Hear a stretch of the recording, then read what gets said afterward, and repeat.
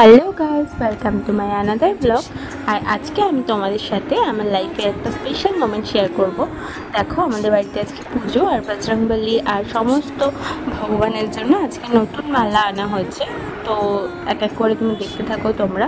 আর আজকে আমি আমার লাইফের একটা বেস্ট মোমেন্ট মেমোরি হিসেবে রাখবো বলে আর তোমাদের সাথে শেয়ার করবো বলে চলে এসেছি। দেখো, আমার মা লক্ষ্মী কী সুন্দর সেজেছে। সেই মনে হচ্ছে যেন মা লক্ষ্মীর বিয়ের মতন সেই বেনারসি ঘাগরা পরানো। আর নৈহাটি গিয়েছিলাম, তোমাদের সাথে ব্লগটা শেয়ার করেছি। সেইখান থেকে দেখো বড় মাকে নিয়ে এসেছি। আমার হাজব্যান্ড সে বড় মাকে ধরে দাঁড়িয়ে আছে আর আমি ছবি তুলছি। কেমন হয়েছে জানিও বড় মার ছবিটা। আমার তো দেখি সবসময় খুবই ভালো লাগে। তো দেখো, আমার মা লক্ষ্মীটাকেও দেখো তোমরা, কতটা সুন্দর লাগছে। আজকে যেন ও স্পেশালভাবে সেজে উঠেছে। হয়তো গানটা সত্যি যে তোমরা কুঞ্জ সাজাবো আজ আমার প্রাণনাথ আসিতে পারে। দেখো, আমিও সেজে উঠেছি, কিন্তু আজকে বাড়িতে পুজো, তো আমিও সেজেছি। যদিও আমি আজকে ঠাকুর ধরতে পারবো না, তাই মা এসছে।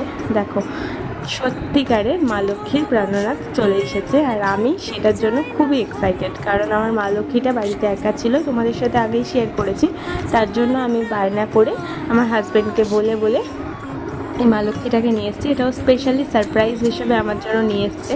হঠাৎ আমি বাড়িতে শুয়েছিলাম, ও দেখলাম হঠাৎ করেই এই নারায়ণদেবকে নিয়ে এসছে। তো আমি তো খুবই খুশি। তার জন্য তোমাদের সাথে ব্লগটা শেয়ার করছি।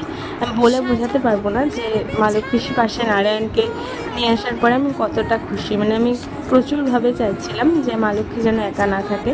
স্বাভাবিকভাবেই অ্যাজ আ ওয়াইফ আমি কখনো আমার ভালো লাগে না আমার হাজব্যান্ডকে ছেড়ে থাকতে। তো মা লক্ষ্মী কীভাবে ভালো লাগবে বলো। তো তার জন্যই আমি আনিয়েছি মা লক্ষ্মীর পাশে এই কিউট নারায়ণ দেবটাকে। দুজনকে কতটা কিউট লাগছে দেখো। এখানে শালগ্রাম শিলা, মানে ওনার কাছে যে নারায়ণ দেবের শিলাটা থাকে সেটাকে ঘি, মধু, মিষ্টি দই এসব দিয়ে স্নান করানো হচ্ছে। এরপরে তুলসী দান করা হবে সবার নাম করে। তো এই দেখো, দই দিয়ে স্নান করানো হচ্ছে। আমি পুজো দিতে পারিনি, কিন্তু ভক্তি ভরে ছিলাম ওনাদের পাশে। আর এখানে দেখো চক্ষুদান করা হচ্ছে লক্ষ্মীনারায়ণের। আর আমার ভাইও চলে এসছে। দেখো আমার ভাই আসলে মাকে বাইকে করে নিয়ে এসছে, কারণ অত সকালে মা একা একা কীভাবে আসবে। দেখো, ফ্ল্যাটের কিছু লোক এসছে। তো আমার খুব ভালো লেগেছে যারা এসছে। এখানে আমি খাটে বসে আছি, কারণ আমি পুজোর কাজ করতে পারবো না, তাই খাট থেকেই প্রণাম করছি। আর আমি খুব খুশি ছিলাম। হাজবেন্ডকে দেখো, ওই আরতি দান করে যে অগ্নিটা, সেই অগ্নিটাকে সবার আগে নিয়ে এসে আমার মাথায় দিতে চলে এসছে। দেখো, তো এরপরে মা পুজো শেষ হয়ে গেছে। মা হচ্ছে চালকলা মাখছে, এটা আমার সব থেকে প্রিয় প্রসাদ। আর এটা দেখো জামাইবাবু সিন্নি মাখছে। নারায়ণ পুজোতে তো তোমরা জানোই সিন্নি খেতে হয়। আর এটা দেখো ভাই হচ্ছে পরোটা খাচ্ছে, সকালে ব্রেকফাস্ট। মা পরোটা খায়নি, কেউই পরোটা খায়নি, বেশিরভাগ সবাই প্রসাদ খেয়েছে, কারণ নারায়ণদেবের প্রিয় খাবার সিন্নি। আমার যেহেতু বার্থডে হচ্ছে 6 অগস্ট, তাই দিদিভাই 6 জুলাই আমাকে এটা গিফট দিয়েছে, মানে 1 মাস আগে। এখানে দিদিভাই দেখো প্রসাদ রান্না করছে, যেরকম হচ্ছে পোলাও, আলুর দম, পনির আর চাটনি। এগুলোই হচ্ছিল আমাদের প্রসাদে। তো এইগুলো রান্না করেছে দিদিভাই। প্রসাদের পার্সেল বাড়তে আমার খেয়ালই ছিল না যে এগুলোর ব্লগ করার জন্য। তো লাস্টে যখন সবাইকে দেওয়া হয়ে গেছে, শেষ হয়ে গেছে, তখন আমি এগুলো ব্লগ করেছি।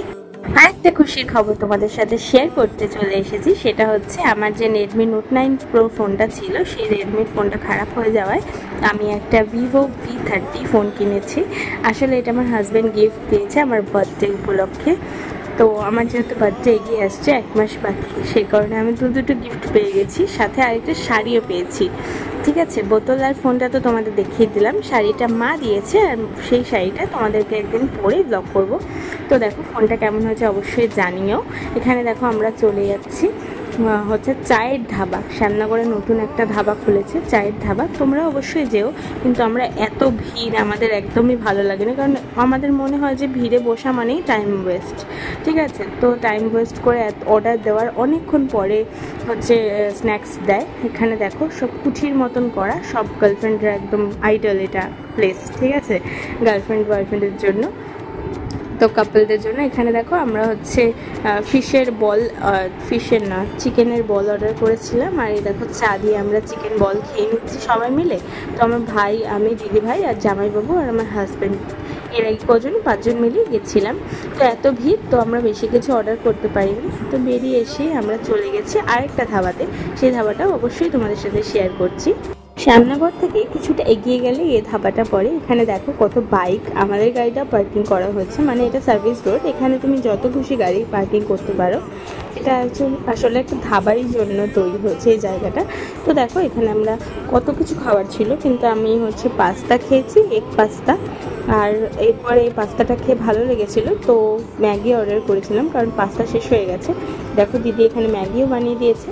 তো একটা প্যাকেট আমরা খেয়েছি, আর একটা প্যাকেট পার্সেল করে নিয়ে এসেছি। কেমন লাগছে তোমরা জানিও। তোমরা কিন্তু অবশ্যই যেও, মাস্ট ট্রাই এই ম্যাগিটা। হ্যাঁ, আমার কিন্তু পাস্তার থেকে ম্যাগিটা বেশি ভালো লেগেছে, ইভেন সবারই বেশি ভালো লেগেছে।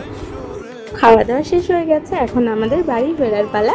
তো ভাই নতুন ফোনটা নিয়ে গেছিলাম, যেহেতু ভাই ব্যাক ক্যামেরা একটা ভিডিও তুলে দিয়েছে। আমি ভাইকে বলেছিলাম যে ভিডিও কেমন হচ্ছে একটু দেখ ভাই, তো ভাই তুলে দিয়েছে। ভাই আর আমি সেম ফোন কিনেছি। তো দেখো এখানে আমার জগন্নাথ, বলরাম আর সুভদ্রা, আর আমার মা লক্ষ্মী আর নারায়ণ দেবকে কেমন লাগছে তোমরা কিন্তু অবশ্যই কমেন্টে জানিও। দেখো এই ধুতিটা কিন্তু আমার শ্বশুর মশাই কিনে গেছে, ঠিক আছে। আর এই খাগড়াটা বাড়িতে ছিল, মানে মা লক্ষ্মী। একদম আমার বিয়ের দিনের কথা মনে পড়ে যাচ্ছিল, মনে হচ্ছে যেন মা লক্ষ্মী আর নারায়ণ দেবের আজকেই বিয়ে হয়েছে। এত কিউট, এত মিষ্টি লাগছে। দেখো মানে আমার তো সত্যি গায়ে কাটা দিচ্ছিল দুজনকে দেখে, আমার এত ভালো লেগেছে। তোমাদের কেমন লাগছে তোমরা অবশ্যই জানিও। আর একটু ভালো লাগলে ভিডিওটা একটু লাইক, কমেন্ট, সাবস্ক্রাইব সব কিছু করে দিও। টাটা, সবাই ভালো থেকো।